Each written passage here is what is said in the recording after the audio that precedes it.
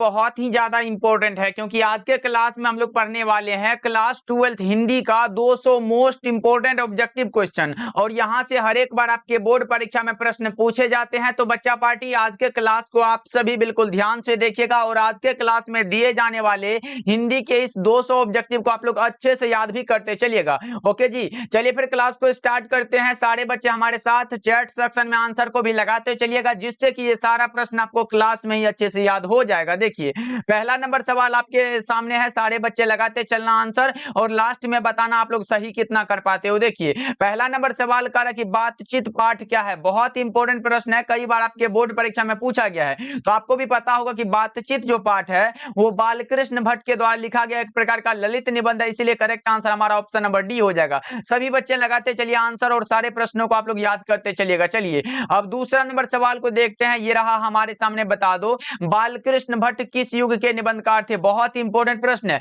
बता दो बालकृष्ण भट्ट जी जो है वो किस युग के निबंधकार थे। तो आप लगाओगे भारतेंदु युग, right answer option number C हो जाएगा। लेकिन बच्चों एक चीज याद रखिएगा, अगर पूछे बालकृष्ण भट्ट किस काल के रचनाकार है, तब आप आधुनिक काल लगा देना, आपका करेक्ट हो जाएगा। चलिए अब तीसरा नंबर सवाल को देखते हैं, ये रहा हमारे सामने। ये 200 ऑब्जेक्टिव बहुत ही इंपॉर्टेंट है बच्चा पार्टी, इसीलिए सारे बच्चे इसको याद कर लेंगे। देखिए तीसरा नंबर सवाल करा, बालकृष्ण भट्ट ने कौन सा मासिक पत्र निकाला था। बहुत ही अच्छा प्रश्न, बता दो बालकृष्ण भट्ट ने कौन सा मासिक पत्र निकाला था।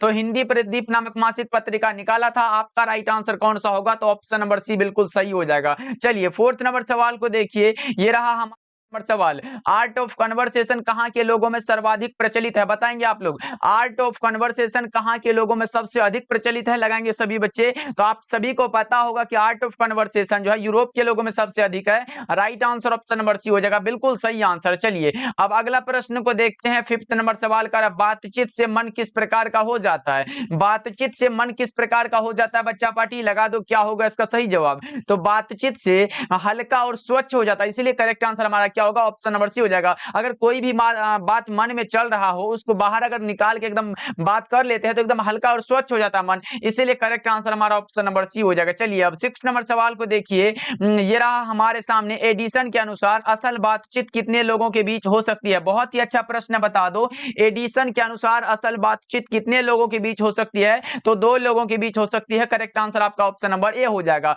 ओके जी, याद रखिएगा। और बेन जॉनसन ने कहा था कि बोलने से ही मनुष्य के रूप का साक्षात्कार होता है, ये भी आपको याद रखना। चलिए अगला प्रश्न को देखिए, ये रहा हमारे सामने 7 नंबर सवाल का रहा है, रॉबिन्सन क्रूसो को कब तक मनुष्य का मुख देखने को नहीं मिला था। बताओ आप लोग रॉबिन्सन क्रूसो को कब तक मनुष्य का मुख देखने को नहीं मिला था।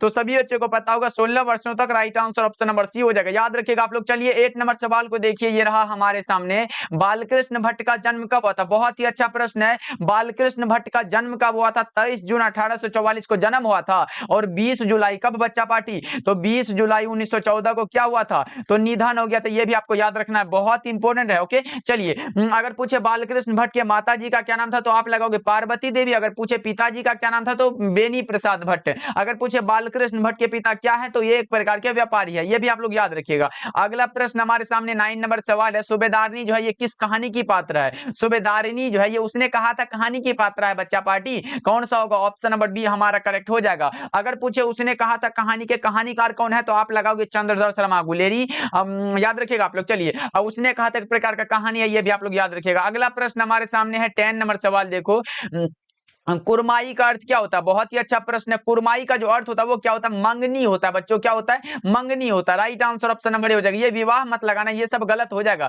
चलिए आगे बढ़ते हैं, अगला नंबर सवाल हमारे सामने 11 नंबर सवाल है, उसने कहा था किस प्रकार की कहानी है। उसने कहा था जो कहानी है वो किस प्रकार की कहानी है, तो आपको याद होगा उसने कहा था चंद्रधर शर्मा गुलेरी के द्वारा रचित एक प्रकार का कर्म प्रधान कहानी है। हमारा सही जवाब ऑप्शन नंबर बी हो जाएगा।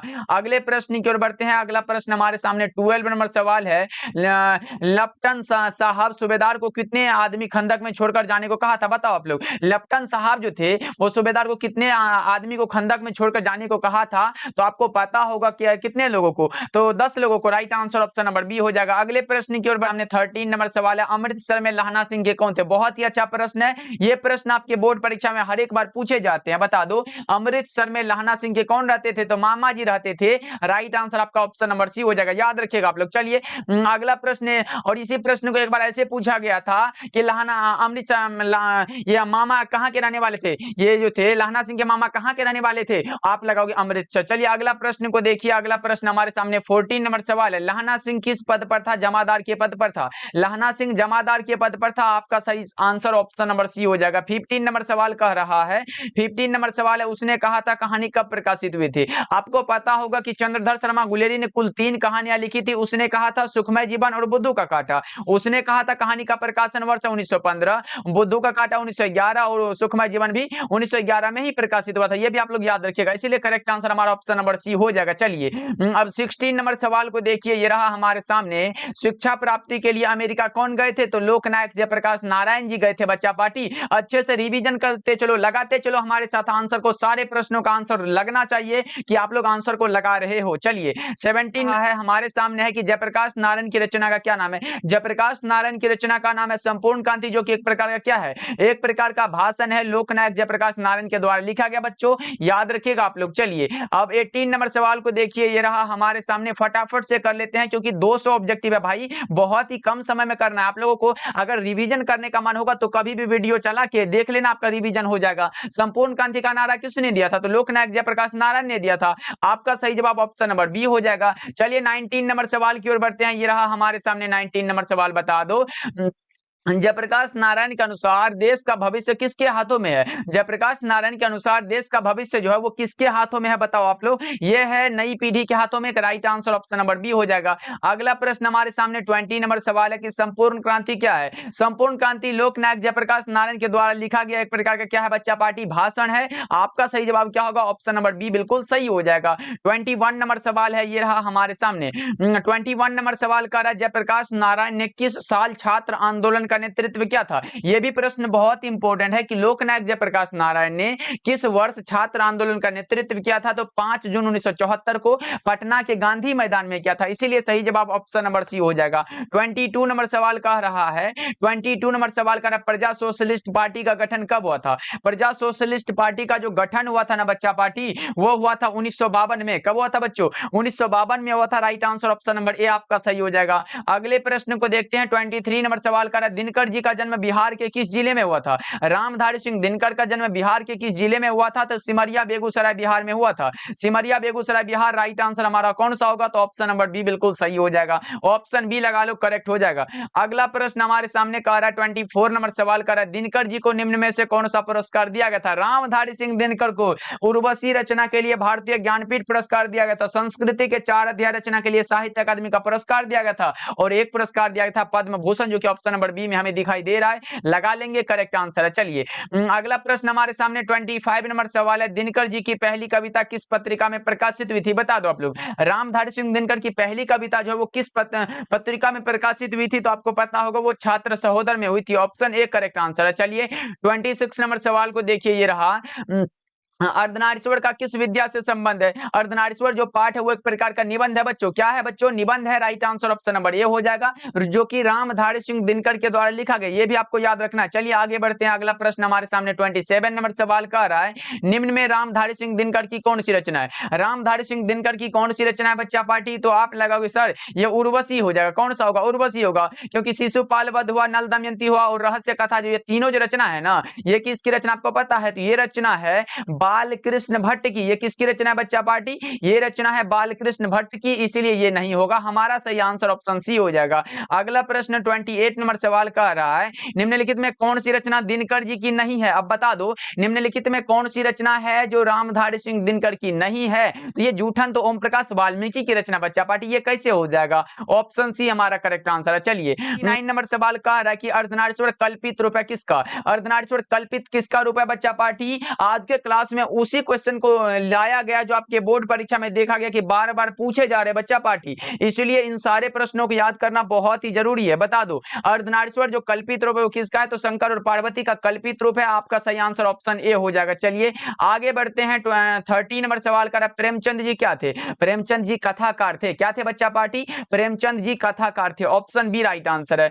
31 नंबर सवाल का है कि मालती के बच्चे का क्या नाम था। मालती और महेश्वर के बच्चे का जो नाम था वो टीटी नाम था, क्या था बच्चों? टीटी नाम था। लेकिन अगर पूछे मालती के पति का क्या नाम था, तो आप क्या लगाओगे? एक बार लगा दो। तो मालती के पति का जो नाम था वो महेश्वर नाम था। ये भी आप लोग याद रखिएगा। चलिए अगला प्रश्न को देखिए। अगला प्रश्न 2 नंबर सवाल का है, अज्ञेय मूलतः क्या है? अज्ञेय मूलतः कहानीकार है। अज्ञेय जी कहानीकार है, क्योंकि ये रोज जो हम लोग चैप्टर पढ़ते हैं ये क्या है? ये एक प्रकार का कहानी है। क्या है बच्चा पार्टी? कहानी है। मूलतः कहने का ये अर्थ है कि ये ज्यादातर कहानी ही लिखे, इसलिए कहानीकार हो जाएगा। अगला प्रश्न हमारे सामने कह रहा है कि 33 नंबर सवाल का, मालती के पति किस बीमारी का ऑपरेशन करके आए थे? मालती के पति महेश्वर जी थे, वो किस बीमारी का ऑपरेशन करके आए थे? तो गैंग्रीन नामक बीमारी का। राइट आंसर ऑप्शन सी हो जाएगा। आगे बढ़ते हैं। अगला प्रश्न 34 नंबर सवाल कह रहा है, अज्ञेय की पहली कहानी कब प्रकाशित हुई थी? अज्ञेय की पहली कहानी जो थी वो कब प्रकाशित हुई थी? ये पूछा गया, आप लोगों से क्या लगाओगे? तो अज्ञेय की पहली कहानी प्रकाशित हुई थी 1924 में। Right answer option number B हो जाएगा। अगला प्रश्न हमारे सामने है 35 नंबर सवाल, रोज शीर्षक कहानी के लेखक कौन है? रोज जो है एक प्रकार का कहानी है जिसके कहानीकार का नाम क्या है? सच्चिदानंद, हीरानंद, वात्स्यायन। अज्ञेय हमारा सही जवाब क्या होगा? ऑप्शन नंबर बी हो जाएगा। आगे बढ़ते हैं। 36 नंबर सवाल कह रहा है क्या, तार सप्तक का संपादक कौन है? ये भी अज्ञेय जी के द्वारा लिखा गया बच्चा पार्टी। तार सप्तक के संपादक कौन है? अज्ञेय जी है। आपका राइट आंसर क्या होगा? ऑप्शन नंबर बी डी हो जाएगा। और अगर पूछे तार सप्तक का संपादन वर्ष कब है, तो आप लगाओगे सर 1943 हो जाएगा। ये भी आप लोग याद रखिएगा। चलिए आगे बढ़ते हैं। अगला प्रश्न हमारे सामने है 37 नंबर सवाल कर, भगत सिंह की रचना निम्नलिखित में कौन है? निम्नलिखित में कौन सी रचना है जो भगत सिंह की रचना है? तो आप लगाओगे संपूर्ण क्रांति जयप्रकाश नारायण की रचना है। ओ हाँ, एक लेख और एक पत्र, ये भगत सिंह की रचना है। ओ सदानीरा जगदीश चंद्र माथुर की रचना, और उसने कहा था चंद्रधर शर्मा गुलेरी की रचना है। तो ये सब नहीं होगा। हमारा correct answer option number B हो जाएगा। अगला प्रश्न हमारे सामने 38 नंबर सवाल है कि एक लेख और एक पत्र में भगत सिंह ने किसको पत्र लिखा है? बताओ आप लोग। एक लेख और एक पत्र शीर्षक पाठ में भगत सिंह ने किसको पत्र लिखा है? तो वो लिखा है सुखदेव को। किसको? सुखदेव को। राइट आंसर हमारा ऑप्शन नंबर ए हो जाएगा। 39 नंबर सवाल कह रहा है कि सन 1926 में भगत सिंह ने किस दल का गठन किया था? सन 1926 में भगत सिंह ने किस दल का गठन किया था? तो नौजवान भारत सभा का। किसका? नौजवान भारत सभा का। चलिए आगे बढ़ते हैं। 40 नंबर सवाल कह रहा है, भगत सिंह के पिताजी का क्या नाम था? भगत सिंह के पिताजी का नाम था सरदार किशन सिंह। क्या था बच्चा पार्टी? सरदार किशन सिंह था। अगर माता जी का नाम पूछे तो क्या लगाओगे? माता जी का नाम था विद्यावती देवी। विद्यावती देवी नहीं था, सिर्फ विद्यावती था, इसलिए विद्यावती याद रखिएगा। चलिए अगला प्रश्न देखिए। 41 नंबर सवाल कह रहा है, गणेश शंकर विद्यार्थी किस पत्र का संपादन करते थे? गणेश शंकर विद्यार्थी प्रताप का संपादन करते थे। आपका सही आंसर क्या होगा? डी हो जाएगा। आगे बढ़ते हैं। 42 नंबर सवाल कह रहा है, जगदीश चंद्र माथुर की रचना निम्नलिखित में कौन सी है? निम्न में कौन सी रचना है जो जगदीश चंद्र माथुर की रचना है? शिक्षा जय कृष्ण मूर्ति की रचना है। ओ सदानीरा, ये जगदीश चंद्र माथुर की रचना है। अगर पूछे ओ सदानीरा क्या है, तो आप लगाओगे निबंध है। ओ सदानीरा क्या है? निबंध है। रोज कहानी है। जूठन क्या है? तो आत्मकथा है। ये भी आप लोग याद रखिएगा। अगला प्रश्न हमारे सामने 43 नंबर सवाल का रहा, भगत सिंह को अपने लिए सजा के संबंध में क्या विश्वास था? बताओ।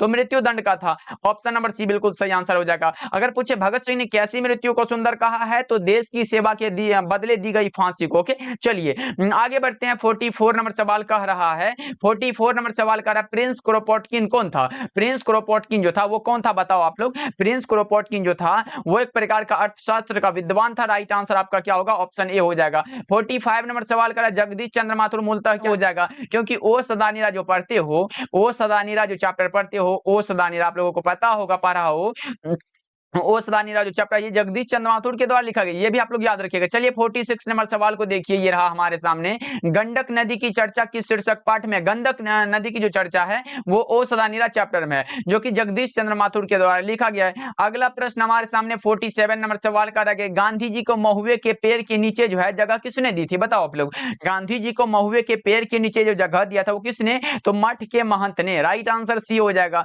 48 नंबर सवाल का रहा, बच्चा पार्टी देखो, बहुजन संप्रेषण के माध्यम पुस्तक किसने लिखी है? तो जगदीश चंद्र माथुर ने। क्या होगा बच्चों? जगदीश चंद्र माथुर ने। Correct answer option number B हो जाएगा। और ये भी प्रश्न कई बार आपके बोर्ड परीक्षा में पूछा गया, इसीलिए ये बहुत ही इंपॉर्टेंट है। चलिए अगला प्रश्न हमारे सामने है।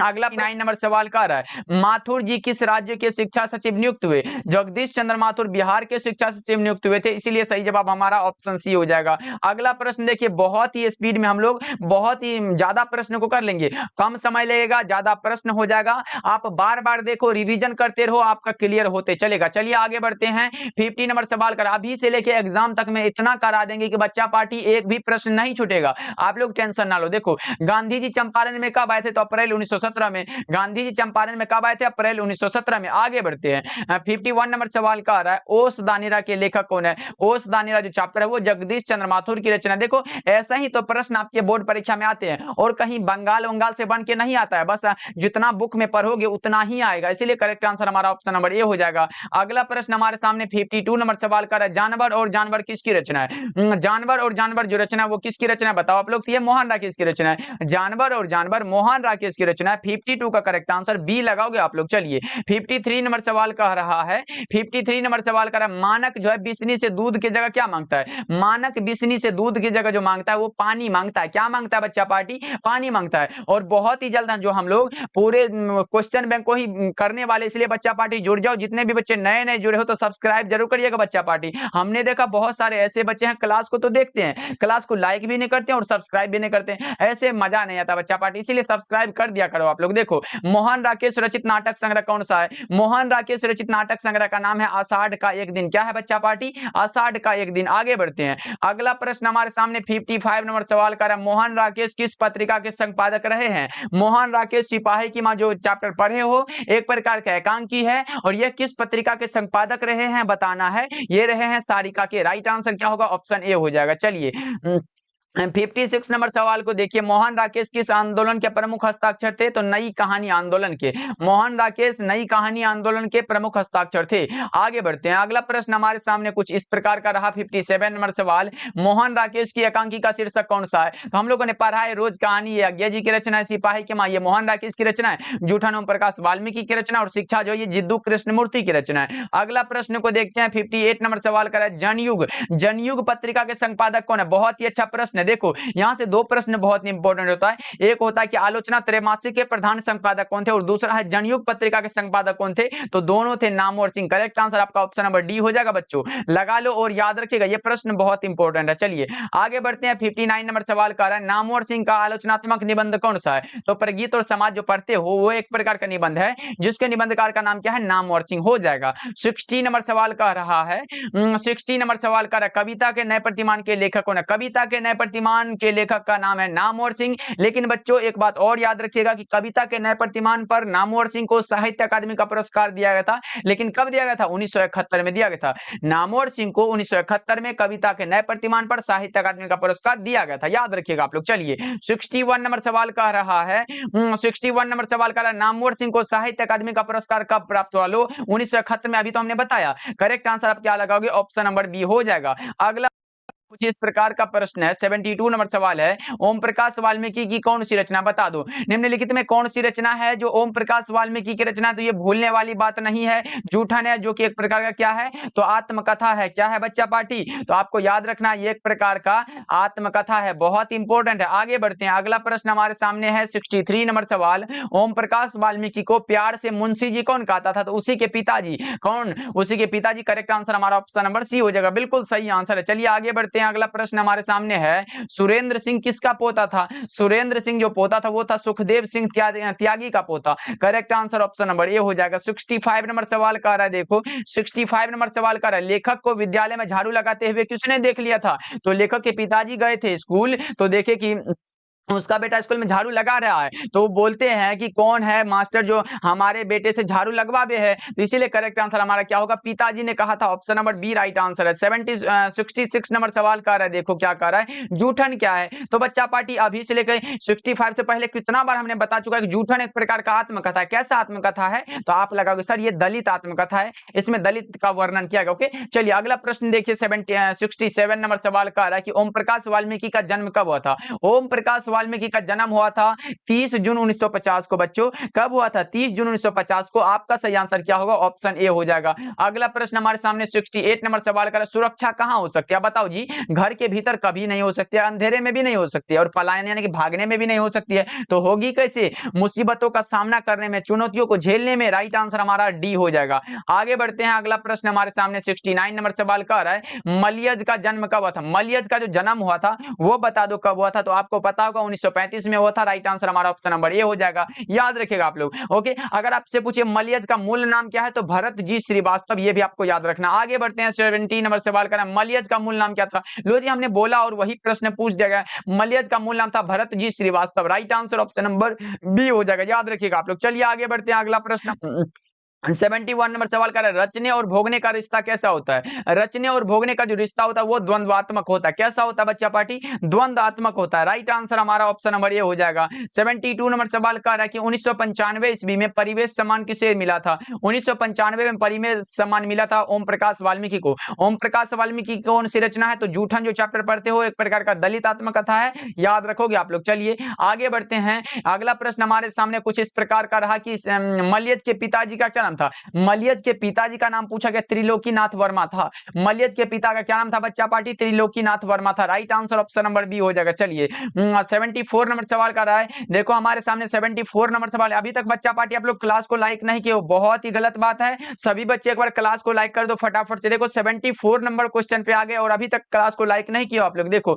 मलयज जी छात्र जीवन में किस रोग से ग्रसित थे? तो मलयज जी छात्र जीवन में क्षय रोग से ग्रसित थे। आपका सही आंसर सी हो जाएगा। चलिए अगला प्रश्न को देखिए, 75 नंबर सवाल कह रहा है कि लेखक को किसने एक 100 के 3 नोट दिए थे? तो वही डॉक्टर पंत ने दिए थे बच्चा पार्टी, डी हो जाएगा करेक्ट आंसर। ये ओम प्रकाश वाल्मीकि उदय प्रकाश के चैप्टर से लिया गया क्वेश्चन है। देखो, उदय प्रकाश का जन्म कब हुआ था? 1 जनवरी 1952 को। उदय प्रकाश का जन्म कब हुआ था? 1 जनवरी 1952 को। आपका सही आंसर कह सकते हो कि ऑप्शन नंबर ए करेक्ट हो जाएगा। 7 नंबर सवाल का है, तिरीच शीर्षक पाठ में लेखक के पिताजी कितने साल के हैं? तिरीच जो पाठ है, बताओ तिरीच जो कहानी है उसमें लेखक के पिताजी कितने साल के हैं? तो 55 साल के हैं। 55 साल कहां दिया गया? ऑप्शन नंबर बी में दिया गया, बिल्कुल सही आंसर है। ओके जी, चलिए आगे बढ़ते हैं, अगला प्रश्न हमारे सामने 78 नंबर सवाल करें, तिरीच क्या होता है? ये एक प्रकार का विष खापर जिसको हम लोग जहरीला लिजार्ड बोलते हैं। करेक्ट आंसर डी हो जाएगा। आगे बढ़ते हैं, अगला प्रश्न 9 नंबर सवाल का रहा है, हिंदी साहित्य की शिक्षा हिंदी साहित्य के किस विधा के अंतर्गत है? शिक्षा जो पाठ है वो क्या है बताओ?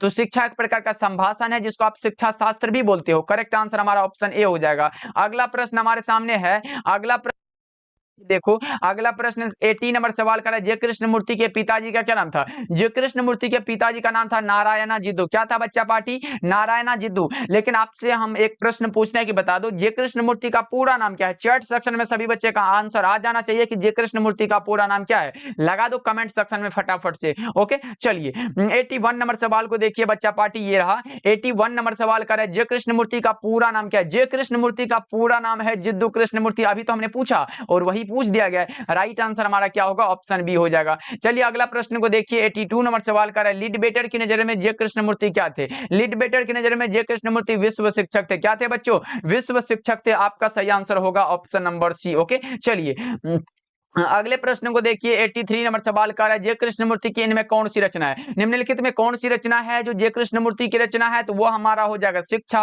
ऑप्शन बी करेक्ट आंसर है। अगले प्रश्न को देखिए, 84 नंबर सवाल का, मेधा कहां नहीं हो सकती है? अब बताओ, जहां भय हो वहां मेधा नहीं हो सकती है, वहां पर आप मेधावी नहीं हो सकते हैं। यही इसमें बताया गया, जहां भय हो वहां मेधा नहीं हो सकती है। Correct answer option number B हो जाएगा। अगला प्रश्न हमारे सामने 85 नंबर सवाल का रहा है, बचपन में किस वातावरण में रहना अति आवश्यक है? बताओ आप लोग, बचपन में किस वातावरण में रहना आवश्यक होता है? तो स्वतंत्र में, यानी कि स्वतंत्र वातावरण में जो कि पूर्ण रूप से स्वतंत्र हो। आपका सही आंसर ऑप्शन नंबर ए हो जाएगा। चलिए 86 नंबर सवाल का है, देखो क का उच्चारण स्थान क्या होता है? क का, यानी कि क ख ग घ अंग आए कंठ लगा के चले आना। आपका सही आंसर हो जाएगा। चलिए 87 नंबर सवाल को देखिए, 87 नंबर सवाल का भ का उच्चारण स्थान क्या होता है? प फ ब भ आए, तो आप लगाओगे सर ये ओष्ठ से उच्चारण होता है, तो आपका correct answer option number A सही हो जाएगा। 88 नंबर सवाल का बच्चा पार्टी, क्लास समझ आ रहा है? फटाफट से लाइक करते चलना आप लोग। देखो, किसी भी भाषा के मूल शब्द को क्या कहते हैं? किसी भी भाषा के मूल शब्द को तत्सम बोलते हैं। किसी भी भाषा के मूल शब्द को क्या बोलते हैं बच्चा पार्टी? तत्सम बोलते हैं। आपका सही आंसर हो जाएगा कौन सा? Option number A. चलिए आगे बढ़ते हैं, अगला प्रश्न हमारे सामने 89 नंबर सवाल का रहा है, मंडली शब्द कौन संज्ञा है? मंडली जो शब्द है वो कौन सी संज्ञा है? तो बताओ, मंडली एक आदमी से थोड़ी ना होता, मतलब समूहवाचक हो जाएगा, समूहवाचक। अब बताओ, ऐसे अगर सभा आए, दल आए, सेना आए, ये सब क्या है, तो समूहवाचक संज्ञा है। जातिवाचक संज्ञा में ले लो गाय ले लो, भैंस ले लो, बकरी ले लो। ये गुणवाचक हम लोग नहीं पढ़ते हैं। द्रव्यवाचक, हाँ, सोना हो गया, चांदी हो गया, ये सब क्या है, द्रव्यवाचक है। अगला प्रश्न देखिए, अगला प्रश्न हमारे सामने 90 नंबर सवाल का रहा है, भारत शब्द का विशेषण क्या होता है? भारत का विशेषण भारतीय, और यहाँ पूछा कि भारतीय शब्द कौन संज्ञा है, तो ये हमारा व्यक्तिवाचक संज्ञा है। Right answer option number B हो जाएगा। अगर पूछे भारत का विशेषण पूछे, भारत का विशेषण पूछे तो आप क्या लगाओगे, भारतीय लगा देना बच्चा, पार्टी सही हो जाएगा। चलिए आगे बढ़ते हैं, अगला 1 नंबर सवाल का रहा मानवता।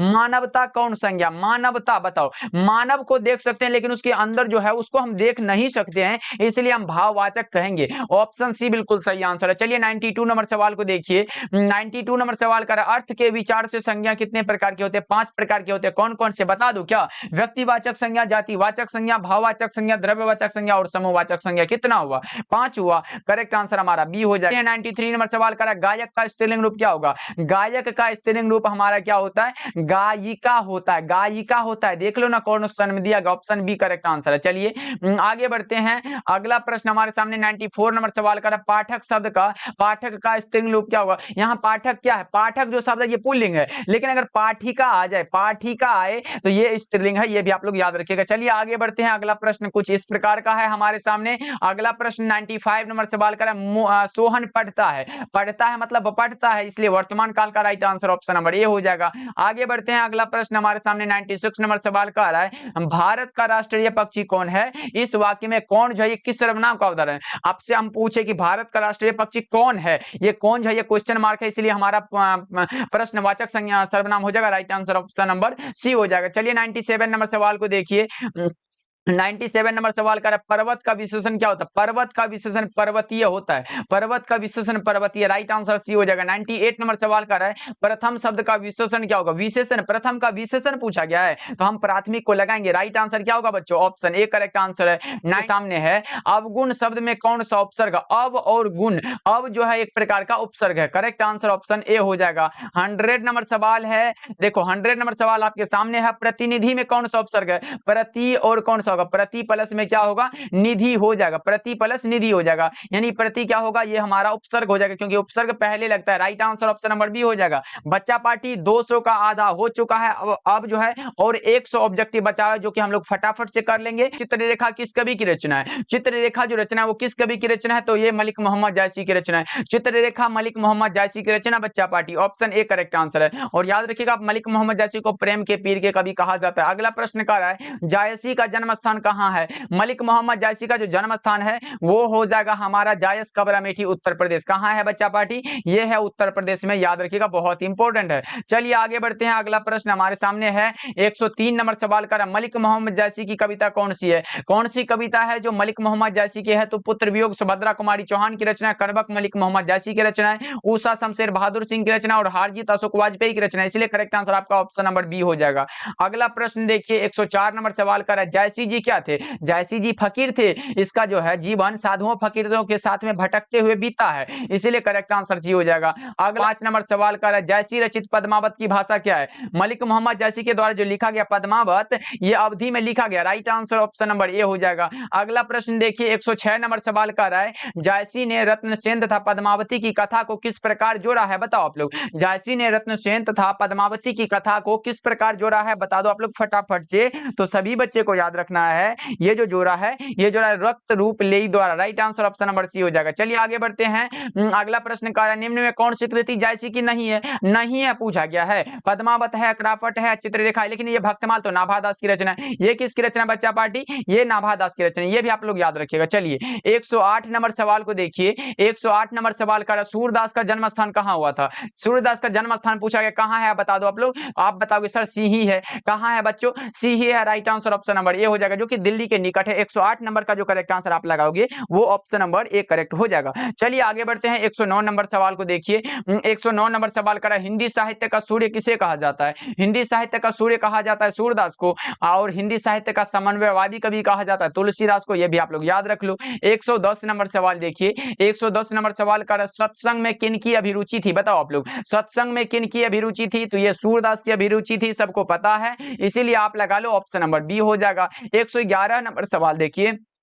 111 नंबर सवाल कर रहा है, कृष्ण भक्ति शाखा के कवि कौन है? कृष्ण भक्ति शाखा के कवि का नाम है सूरदास और राम भक्ति शाखा के कवि का नाम है तुलसीदास। चलिए आगे बढ़ते हैं 112 नंबर सवाल की ओर बड़े बच्चा पार्टी। 112 नंबर सवाल कर रहा है, तुलसीदास किस भाषा के प्रसिद्ध कवि हैं? तुलसीदास जी किस भाषा के? तो ब्रज भाषा के कवि हैं। तुलसीदास ब्रज भाषा के कवि माने जाते हैं, ऑप्शन बी करेक्ट हो जाएगा। 113 नंबर सवाल कर रहा है, वात्सल्य के विश्व में अद्वितीय कवि कौन है? वात्सल्य के विश्व में अद्वितीय कवि का नाम जो है वो है सूरदास। क्या है बच्चों? सूरदास है, ऑप्शन ए करेक्ट हो जाएगा। लगाते चलो आंसर सभी बच्चे, लगाते चलो, सभी प्रश्नों को याद करते चलो, फटाफट चलो कर लेते हैं, बहुत ही कम समय लगेगा बच्चा पार्टी। चलिए 114 नंबर सवाल देखिए, आप लोग रिवीजन करते चलो। 114 नंबर सवाल कर कृष्ण कहां बैठकर भोजन कर रहे हैं? तो नंद की गोद में। बताओ कौन सा होगा? ए हो जाएगा करेक्ट आंसर। 115 नंबर सवाल कर है, देखो 115 नंबर सवाल है, मीरा ने अपना प्रियतम किसे माना है? तो कृष्ण को। मीरा ने अपना प्रियतम किसे माना है बच्चा पार्टी? कृष्ण को। चलिए आगे बढ़ते हैं। 116 नंबर सवाल कह रहा है, किस कवि का मूल नाम राम बोला था? कौन से कवि हैं जिसका मूल नाम राम बोला था? तो आप लगाओगे तुलसीदास का मूल नाम राम बोला था। Right answer option number A हो जाएगा, याद रखिएगा। और मोहन राकेश के बचपन का नाम था मदन मोहन गुगलानी। जयप्रकाश नारायण के बचपन का नाम था बाउल और मलियज का जो मूल नाम था वो था भरत जी श्रीवास्तव। ये तो हमने 117 नंबर सवाल करा। हिंदी साहित्य का समन्वयवादी कवि कौन माना जाता है? तो तुलसीदास, जो कि अभी हमने बताया था। करेक्ट आंसर ऑप्शन नंबर ये हो जाएगा। चलो 118 नंबर सवाल देखिए क्या कह रहा है, तुलसीदास का स्थायी निवास कहाँ है? तुलसीदास का स्थायी निवास जो है काशी में है। कहाँ है बच्चों? काशी में है, ऑप्शन बी लगाओ ना। चलिए आगे बढ़ते हैं। 119 नंबर सवाल कर रहा है, बरवय रामायण किन की रचना है? बरवय रामायण, कवितावली, गीतावली, रामचरितमानस ये सब तुलसीदास की रचना है। करेक्ट आंसर सी हो जाएगा। 120 नंबर सवाल देखिए, 120 नंबर सवाल कर रहा है, काशी में कितने वर्ष रहकर तुलसीदास विद्या अध्ययन किए थे? बताओ आप लोग, काशी में कितने वर्ष रहकर तुलसीदास विद्या अध्ययन किए थे? 15 वर्षों तक। 15 वर्षों तक विद्या अध्ययन किए थे। Correct answer option number B हो जाएगा। चलिए अगला प्रश्न कह रहा है बच्चा पार्टी, तुलसीदास के दीक्षा गुरु कौन थे? तुलसीदास के दीक्षा गुरु का जो नाम था ना, एक था शिक्षा गुरु शेष सनातन, दीक्षा गुरु नरहरि दास। ऑप्शन बी करेक्ट आंसर है। 122 नंबर सवाल कह रहा है कि कवितावली की रचनाकार कौन है? अभी तो हमने बताया कवितावली आए, गीतावली आए, रामचरितमानस आए या फिर बरवे रामायण आए, विनय पत्रिका, ये सारे के सारे तुलसीदास की रचना। आगे बढ़ते हैं। 123 नंबर सवाल कह रहा है, छप्पय क्या है? छप्पय जो है 6 पंक्तियों का छंद होता है, इसीलिए सही जवाब क्या होगा? सी हो जाएगा। अगर छप्पय पूछे किसकी रचना है तो आप लगाओगे सर ये नाभादास की रचना है। ये किसकी रचना है? नाभादास की रचना। बच्चा पार्टी ये आपको याद होना चाहिए। चलिए 124 नंबर सवाल को देखिए क्या कह रहा है, नाभादास किसके समकालीन थे? नाभादास किसके समकालीन थे? तो तुलसीदास के समकालीन थे। अगर पूछे नाभादास के गुरु का नाम क्या था? तो स्वामी अग्रदास। ये भी आप लोग याद रखिएगा। आगे बढ़ते हैं। 125 नंबर सवाल कर रहा है, किसकी कविता को सुनकर कवि नाभादास जो है सिर झुका लेते हैं? किसकी कविता को सुनकर कवि नाभादास सिर झुका लेते हैं? तो सूरदास की कविताओं को सुनकर। करेक्ट आंसर ऑप्शन नंबर ये हो जाएगा, क्योंकि नाभादास की कविता जो है छप्पय, इसमें दो कवियों का ये वर्णन किया गया, एक है सूरदास और दूसरा है कबीरदास, दोनों का इसमें लीला गान किया गया। चलिए आगे बढ़ते हैं। 126 नंबर सवाल का रहा है, नाभादास की कविता किन दो कवियों के बारे में? लो अभी तो हमने बताया उसकी कविता में दो ही तो कवि हैं और एक है कबीरदास और दूसरा है सूरदास। करेक्ट आंसर आप बी लगा लो। चलिए 127 नंबर सवाल की ओर बढ़ते हैं। 127 नंबर सवाल का रत्नाकर त्रिपाठी के पिता का क्या नाम था? रत्नाकर त्रिपाठी किसके पिता थे? बताओ आप लोग, किस कवि के पिता थे? बताओ। तो ये भूषण के पिता थे। रत्नाकर त्रिपाठी भूषण के पिता थे। आपका सही आंसर क्या होगा? ऑप्शन ए हो जाएगा। 128 नंबर सवाल का रहा है, भूषण की कविता निम्न में से कौन है? भूषण की कविता का नाम है कविता, जो कि भूषण जी की रचना है, क्योंकि छप्पय ये हार जी जो है ये अशोक वाजपेयी की रचना है, उषा शमशेर बहादुर सिंह की रचना और छप्पय नाभादास की रचना है। ये सब नहीं होगा। ऑप्शन 129 नंबर सवाल का रहा है, छत्रसाल की तलवार ने कौन सा रूप धारण कर रखा है? छत्रसाल की तलवार ने रौद्र रूप धारण कर रखा है। करेक्ट आंसर ऑप्शन नंबर ये हो जाएगा। इसमें जो है कवित्व में भूषण जी ये महाराज छत्रसाल की और शिवाजी की वीरता का इन्होंने बखान किया। चलिए आगे बढ़ते हैं। अगला प्रश्न हमारे सामने कह रहा है, 130 नंबर सवाल का निम्नलिखित में कौन सी रचना भूषण जी की है पूछा गया है। भूषण की कौन सी रचना? तो Shivraj Bhushan. Right answer option number D हो जाएगा। अगला प्रश्न को देखते हैं। अगला प्रश्न हमारे सामने 131 नंबर सवाल कह रहा है, सबके हित का वचन कौन कहता है? सबके हित का वचन कहता है कौन है? तो कबीर है।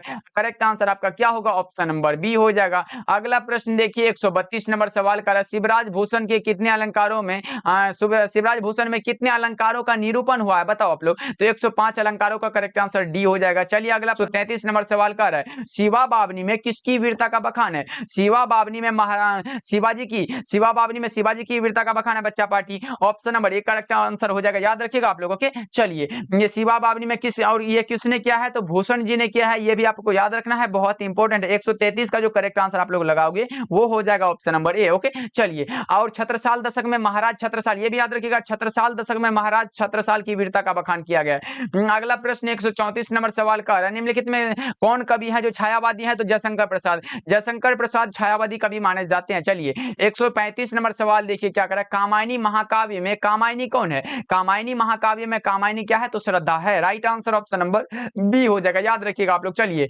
136 नंबर सवाल को देखिए क्या कह रहा है। 136 नंबर सवाल कह रहा है जयशंकर प्रसाद का निधन कब हुआ था। जयशंकर प्रसाद का निधन बता दो आप लोग फटाफट से।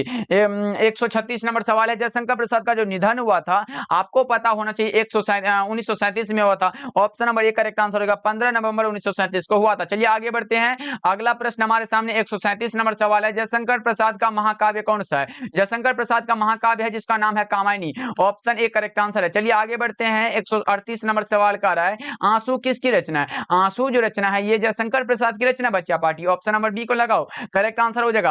आंसर लगाते चलना बच्चा पार्टी, कोई भी हाल हो आंसर लगाते चलना, तभी क्लास में ये सारा प्रश्न आपको याद हो पाएगा। इसलिए जितना कम समय लगे आंसर को लगाते चलना और क्वेश्चन पर ध्यान रखना, उतना चैट पर ध्यान मत दो, क्वेश्चन पर ध्यान रखो तो आपको जल्दी जल्दी याद होते चलेगा।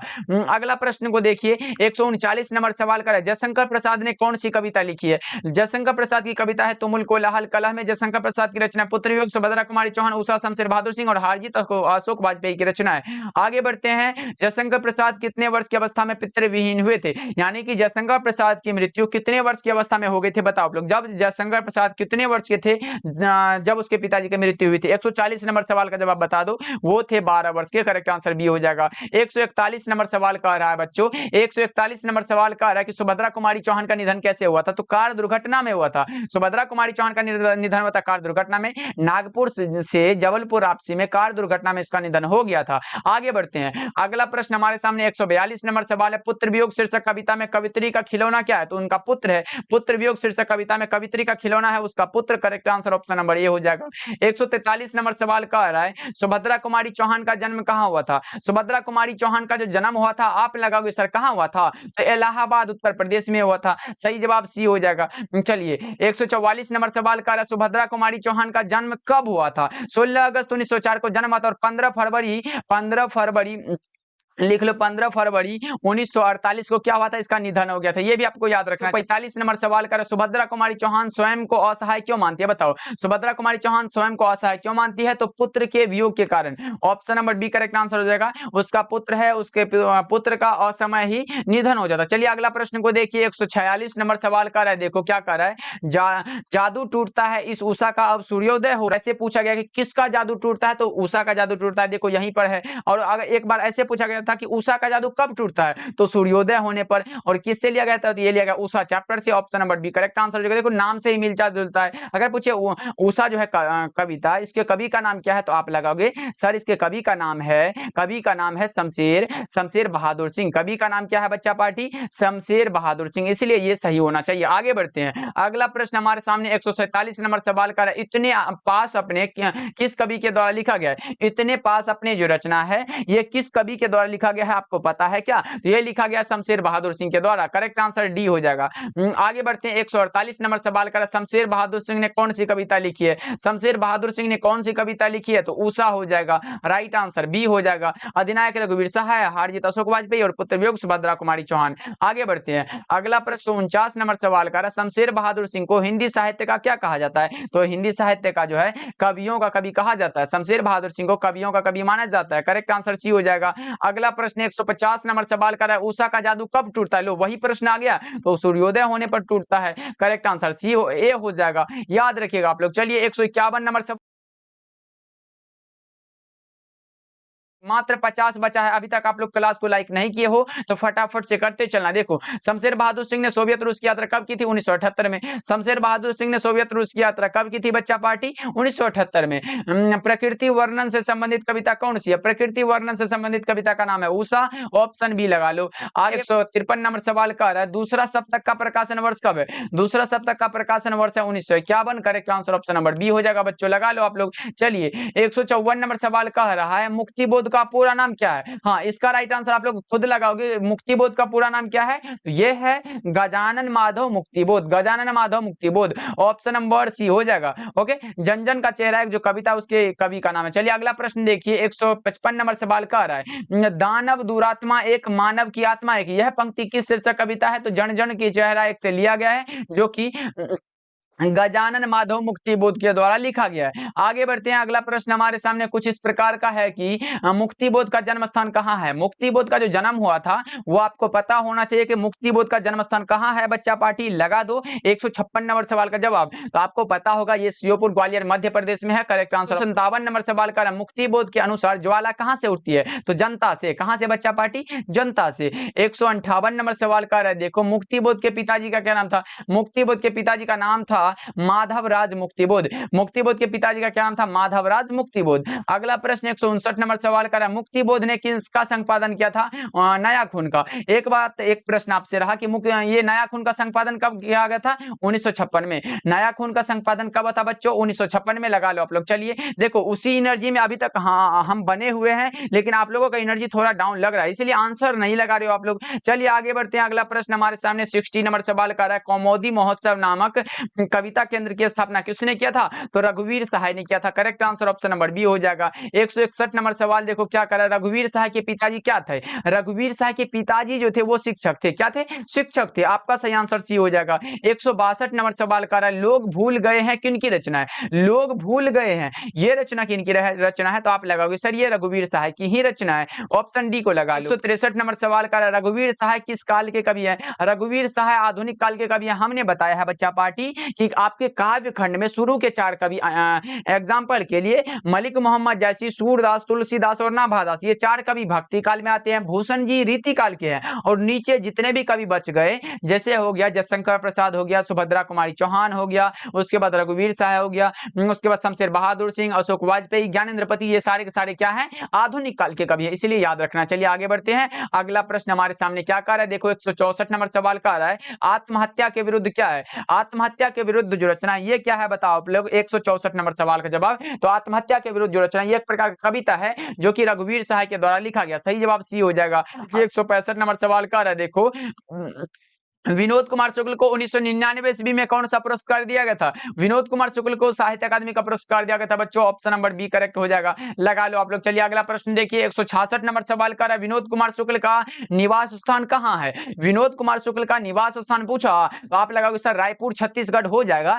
इसलिए 166 का जो है ऑप्शन नंबर बी को लगा दीजिए। चलिए आगे बढ़ते हैं, अगला प्रश्न देखिए, नंबर सवाल का है, देखो विनोद कुमार शुक्ल ने कौन सी कविता लिखी है? विनोद कुमार शुक्ल ने कौन सी कविता लिखी है? तो आपको पता होगा, प्यारे ने बेटे को, कविता विनोद कुमार शुक्ल की रचना है, याद रखिएगा आप लोग। चलिए आगे बढ़ते हैं, अगला प्रश्न हमारे सामने 168 नंबर सवाल का आ रहा है, पेड़ पर कमरा का अनुवाद जो है ये किस भाषा में हुआ? तो इतावली भाषा में। किस भाषा में बच्चों? इतावली भाषा में। 169 नंबर सवाल देखिए, 169 नंबर सवाल कर रहा है, पत्नी बिटिया को क्या करती है? पत्नी जो है बिटिया को क्या करती है बताओ आप लोग फटाफट से। 169 नंबर सवाल का जवाब तो समझाती है, समझाती है, करेक्ट आंसर डी हो जाएगा।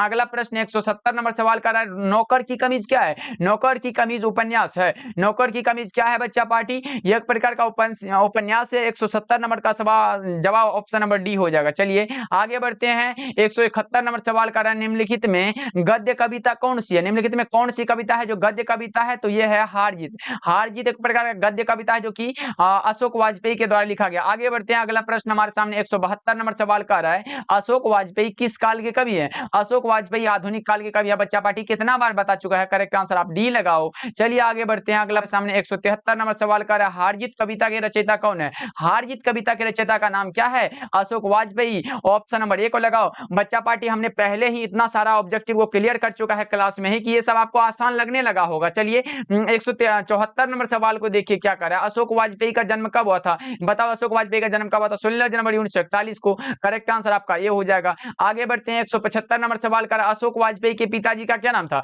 अशोक वाजपेयी के पिताजी का नाम था परमानंद वाजपेयी। अशोक वाजपेयी के पिताजी का क्या नाम था बच्चों? परमानंद वाजपेयी था। 176 नंबर सवाल देखिए, ज्ञानेंद्रपति किस प्रशासनिक पद पर थे? ज्ञानेंद्रपति जो थे वो किस प्रशासनिक पद पर थे? तो कारा अधीक्षक के पद पर थे। राइट आंसर सी हो जाएगा। 177 नंबर सवाल देखिए बच्चों क्या कह रहा है, पंचायती राज में क्या खो गया है? तो पंच परमेश्वर। क्या होगा? सी हो जाएगा बिल्कुल सही आंसर। 178 नंबर सवाल देखिए, 178 नंबर सवाल का रहा है, ज्ञानेंद्रपति ने कौन सी कविता लिखी है? बताओ। तो ज्ञानेंद्रपति ने लिखी है गांव का घर। गांव का घर कविता जो है ज्ञानेंद्रपति के द्वारा लिखा गया है। राइट आंसर बी हो जाएगा। देखिए 179 नंबर सवाल का रहा है, ज्ञानेंद्रपति किस काल के रचनाकार है? ज्ञानेंद्रपति किस काल के रचनाकार है? तो आधुनिक काल के। सही जवाब सी हो जाएगा। अगला प्रश्न देखिए, अगला प्रश्न का रहा है 180 नंबर सवाल का रहा है, कवि ने कहा क्या है? कवि ने कहा जो रचना है वो क्या है? बताओ आप लोग। 180 नंबर सवाल का जवाब फटाफट से लगा दो, वो हमारा हो जाएगा कविता संग्रह, और ये ज्ञानेंद्रपति के द्वारा लिखा। 181 नंबर सवाल का गांव का घर किस कविता संग्रह से लिया गया है? तो गांव का घर संस्यात्मा से लिया गया है।